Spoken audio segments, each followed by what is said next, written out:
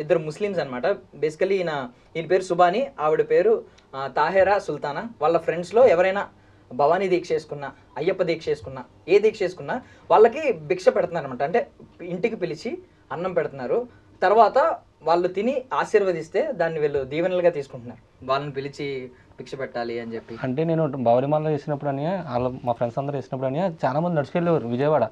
నేను బళ్ళు బిజినెస్ చేసేవాడిని, వాళ్ళు నడుచుకెళ్ళేవారని. అక్కడ ఏ షాప్ ఉండేది కదండి అక్కడ, అలా నడుచుకెళ్ళేవారు. నైట్ పొద్దున్న లేదు, మధ్యాహ్నం నైట్ అని లేదు, అసలు ఏం ఉండే కదా షాపులు. వీళ్ళకి వాటర్ బాటిల్ ఉండే కదండి. అసలు నాకు చాలా బాధ వేసేది, ఏంటి ఇలా వెళ్తున్నారు, అసలు ఇంత కష్టపడుతున్నారు పాపం వీళ్ళు, అసలు ఏంటి అని చెప్పి నేను ఒక్కసారి ఆలోచించానని.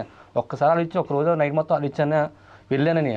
వాటర్ బాటిల్, ఫ్రూట్స్, వాళ్ళకి స్టామినా వచ్చాను, డ్రింక్స్ కానీ అయ్యండి అన్నీ ఇచ్చానని. వాళ్ళైతే మాకు ఎక్కడ దొరకదండి, మీరే దేవుళ్ళో వచ్చారు అని చెప్పి చెప్తుంటేనే ఆనందం చాలా అసలు నాకు చాలా ఆ మాటలు చెప్పలేమని అది.